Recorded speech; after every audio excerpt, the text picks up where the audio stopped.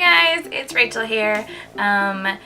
You'll notice that what I'm wearing, I'm going to be wearing it in the next couple of videos because I'm kind of marathon filming so I can get some editing out of the way because I go back to work on Friday and I wanted to make sure that I could continue to put up some content. So today's video, I'm just going to let y'all know some of my favorite books that I read this year. They're not going to be really in any particular order except for maybe one, but for the most part, these are some of my favorite books that I read this year. In hindsight, did not read as much as I would have liked to. I only ended up reading 31 books this year, but that's really good considering I was reading not very much prior to this year. I was kind of reading on and off, but since I started watching BookTube and watching different videos, I really started my love for reading again. So today I'm just going to show you some of my favorite books that I read this year, and in the comments you can let me know what some of your favorite books were this year, and if you recommend me anything. And so yeah, let's get started. First book I'm going to start with, and this could be one of my top favorites of all time, is going to be The Archive by Victoria Schwab. I saw this book on Jesse the Reader's channel and he just raved about it, and I was immediately drawn in by the cover, by the the flap on the inside. It's beautiful. In all honesty, I had no idea what this book was about when I had picked it up, but I am pleasantly surprised. I think this is one of those books that's really best to go into it without really knowing what's going on. But more or less, this is about a girl named Mackenzie, and she is a keeper for the archive, and basically that was what that entails, is that when histories have awoken, that she has to go and find them and return them to the archive.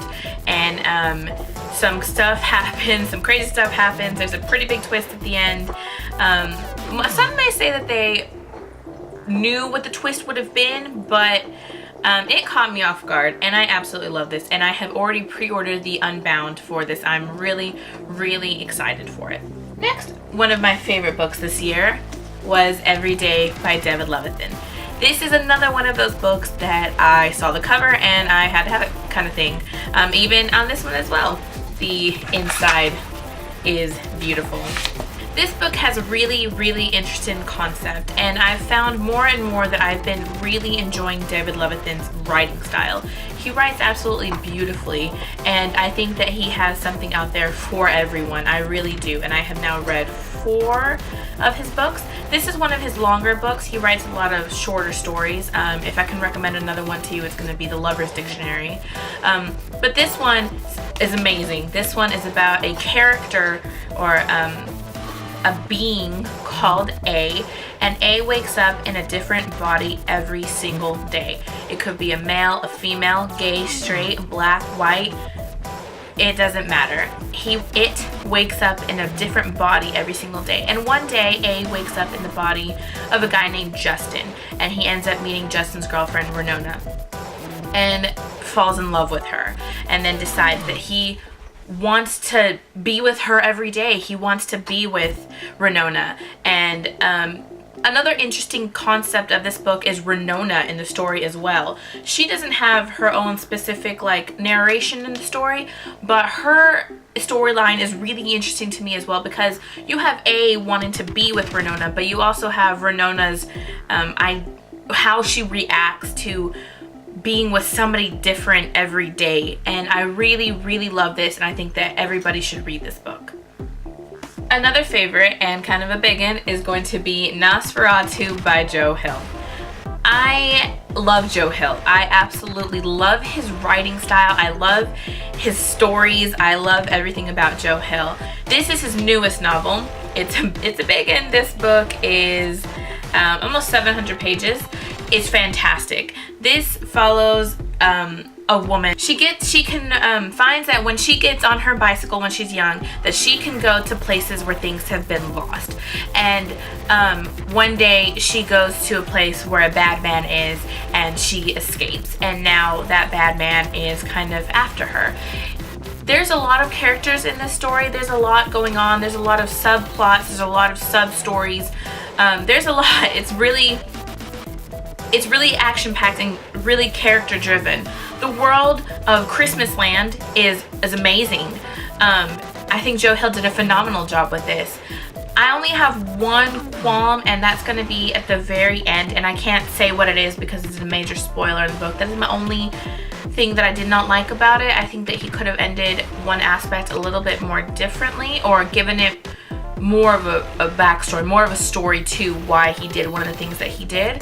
But I think this book was phenomenal, and I think that if you like horror, really character driven, really dense, lot of stories in a book, that I think that you will really enjoy this book. Another series, this is my first series that I really enjoyed, is going to be Fair Assassins. Only 2 books are out right now. It's going to be Grave Mercy and Dark Triumph. These books were awesome. I have never read books about assassins, and so when I saw these, I don't remember whose channel I saw these on, but when I saw them, I had to have them, and I read them very, very quickly. I finished Grave Mercy, and then I immediately had to have Dark Triumph. Dark Triumph is a little bit smaller, but the words are much smaller, so it's got still as much content as this one has in it. I don't know how I feel about the ending on this one in some respects, but this one was very good as well. I think that I liked the story in Dark Triumph more. I think that the main character's story was a lot more dark. It just one after another thing happened to her, and I think it was a lot more dark, and I really appreciated the tone in this book, whereas this book was a lot more romantically driven.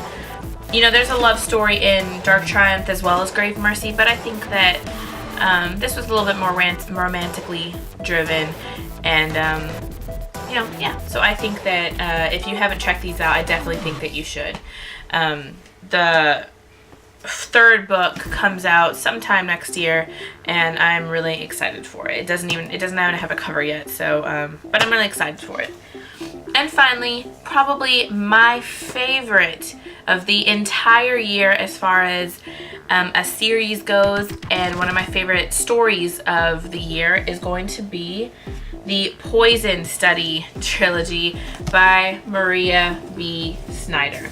It's going to consist of Poison Study, the 1st book, Magic Study, the 2nd book, and Fire Study, the 3rd book. These books were fantastic. I really, really enjoyed them. I think that Poison Study may be my favorite of the series, which is kind of odd because usually the 2nd and the 3rd book, as the story progresses, they get progressively better. But I really think that in this case, I really enjoyed the 4th story more. This is basically about a girl named Yelena. She is in prison for committing a crime, and one day they take her out, and they take her to the commander, and the commander gives her kind of an ultimatum that she can either be the food taster, the new official food taster for the commander, or she can go ahead and go through with her execution. And of course she chooses the latter. She chooses to become the food taster for the commander, and it kind of takes off from there. The love story in here is phenomenal. I really, really enjoyed it. I think that going on in the 2nd book, that the love story becomes a little bit not overpowering, but she doesn't seem to stand alone as well as she did in Poison Study. But I think that the fantasy aspect and the magic aspect of these books was really, really great, and I think that everybody can enjoy these. I think this is one of those things that everybody can enjoy. So if you're enjoy fantasy, then I really recommend these. Each name of the book also is perfect, a perfect representation of what the book entails. So Poison Study, Magic Study, and Fire Study. I do have different covers. These 2 are the same, and this one's not, but it's okay. I still think that it's okay. So yeah, those are some of my favorite books that I have read this year. Like I said in the comments, you can let me know some of your favorite books that you've read, or you can recommend me some books. And I will see you guys next time. Bye.